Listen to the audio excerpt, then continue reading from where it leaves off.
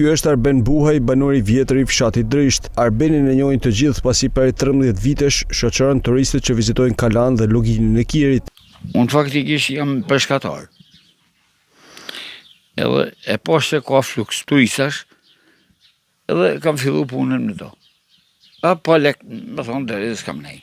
58 vjeçari thotë se mikpritja është virtyti më i çmuar i kësaj zone. Në këtë kohë, e mrapa jam non-stop, se turistat vinë masozlet.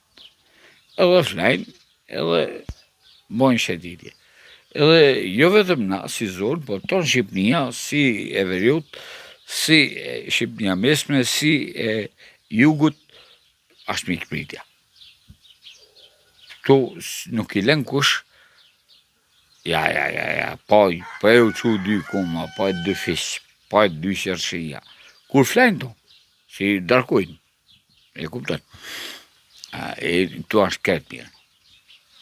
Edhe kënaqen. Ndonë se mungojnë investimet, turizmi është rritur ndjeshëm në Drisht, thot Arbeni, pasi natyra dhe historia që mbartë është e veçantë. Tu unë që merrem dash 13 me turista, edhe tu është gjithë sa mirë.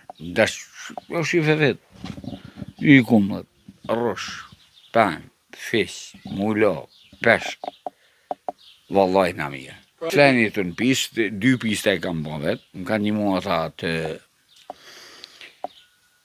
inxhenier të atë fort një zhvillimit e, unë ju bona kreatur, e më kanë bo kravata, si me rallot, si me pista. Si në jenë turistët kur vinë? Këtë mirë. Prej pak ditësh, Bashkia Shkodër ka nisur punën për restaurimin e muzeut të Kalasë së Drishtit, ndërsa ky muze do të jetë pjesë e rrjetit të muzeve në Shkodër.